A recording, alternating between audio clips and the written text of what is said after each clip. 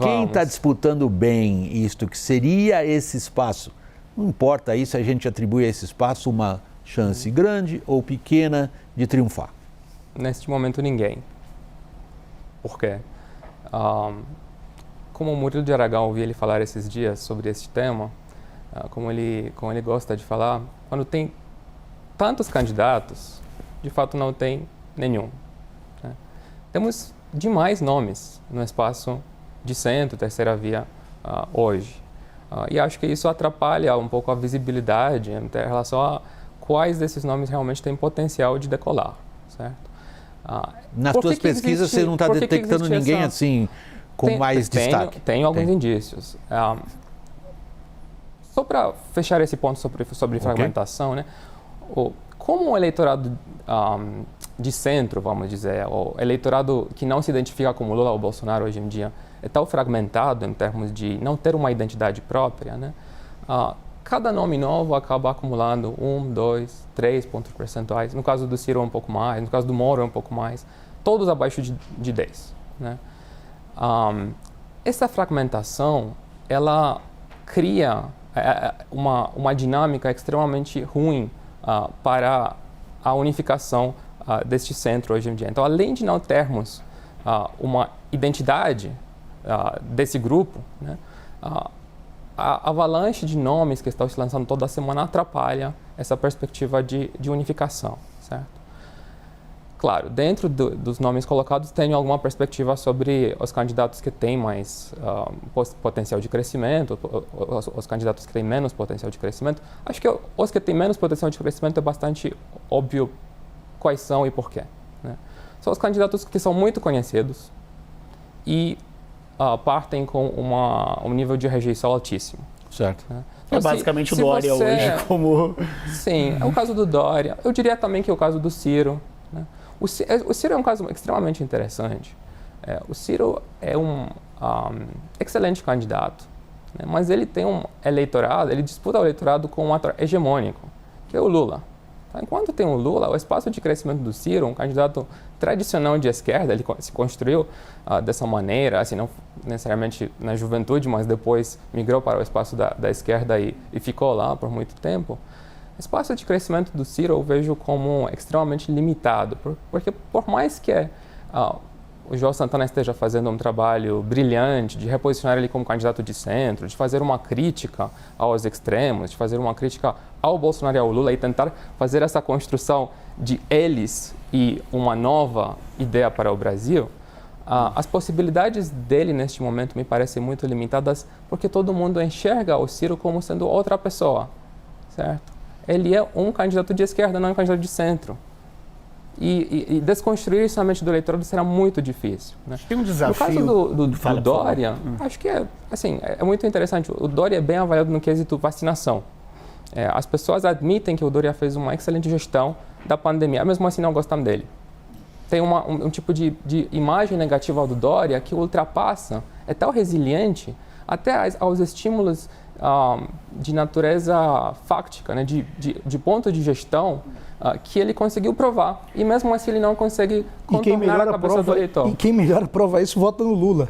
Acho que tem uma questão interessante assim, isso. O Dória consegue juntar a rejeição do Bolsonaro, dos bolsonaristas e dos eleitores do Lula. Né? Ninguém suporta o Dória e ele acumula essa rejeição comum dos dois. É o que vocês detectam nos números? Sem medo de errar, sem medo de errar. Quando a gente pega o perfil de voto... Vocês estão falando não por simpatias pessoais, mas pelos números que vocês profissionais coletam. Zero simpatia pessoal, até porque eu tenho por pouquíssimos do que nós estamos falando aqui, talvez ninguém. Não é... O meu ponto é quando a gente cruza. Não, quem eu só queria deixar claro para o público que vocês são profissionais. Claro. E profissionais disso evitam ao que podem colocar as próprias simpatias numa análise desse tipo. Na medida que a gente coloca a nossa simpatia, a gente passa a dar um viés para a análise do número que não... Exato. Que depois contra nós. Né? Então, vamos olhar lá. Quando você pergunta a intenção de voto versus... Você cruza isso pela rejeição dos outros candidatos, fica muito claro por que o Dória, com 4% de intenção de voto, vai do 38% ao 40% de rejeição. Que é uma rejeição pare com a do Lula. né? O Bolsonaro está pelo menos 15 pontos acima. Então, ele junta tudo isso. Portanto, para partir de uma rejeição menor, você precisa ser um candidato menos conhecido. Vamos entender o que é a terceira... Como é o Eduardo Leite, por exemplo. Como é o Eduardo Leite, que tem ainda a disputa do PSDB para ser travada, mas que viria com uma cara diferente nesse sentido.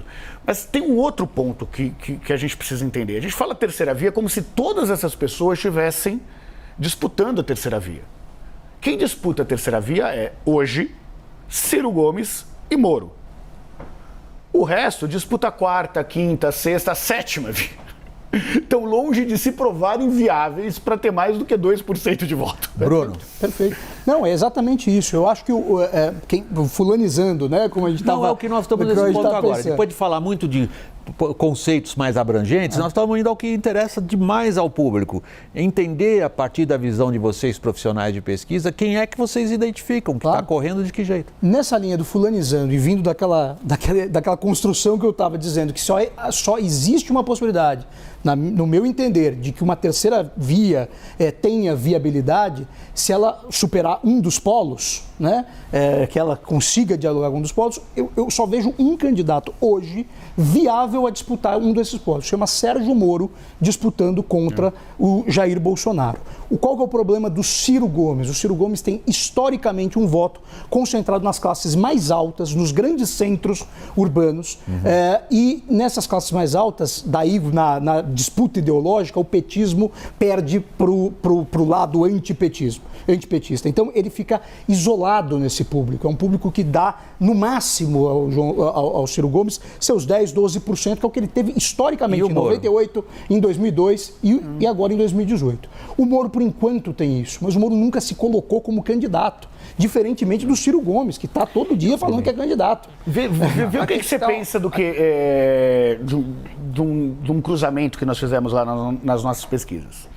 O Moro tem uma rejeição hoje que não é diferente da do Lula e do Ciro Gomes. Então nós estamos falando lá, o Moro tem um grau de recall gigantesco em várias pesquisas. Então nós estamos falando de um nível de rejeição muito grande e também de um candidato... Inclusive de vocês também, não foi? O Moro tem uma rejeição. Sim. Então nós estamos falando de um candidato que, assim como o Ciro Gomes, é bastante conhecido, com uma rejeição um pouco superior à do Ciro, pelo menos nas nossas pesquisas, e um candidato que virou o inimigo, como Dória, do bolsonarismo tradicional. Eu estou fazendo essa provocação porque o Ciro, por mais que tenha uma postura muito contundente contrária ao bolsonarismo, ele nunca foi alvo do bolsonarismo. O Ciro Gomes, ele... Bem sendo, hein, Renato? Não, mas as pessoas não dão importância para o Ciro, porque eles estão brigando. Ele tá fora do a jogo, lógica algorítmica do bolsonarismo é bater na direita. Sim. Não é bater no centro, não é bater na esquerda. Porque eles não querem deixar ninguém Eles não querem deixar substituir, porque é uma lógica do segundo turno e depois, no nós contra eles, consegue ganhar. Então, o Ciro Gomes nunca foi relevante. Eles falam que o Ciro Gomes é problema do Lula, não é problema nosso.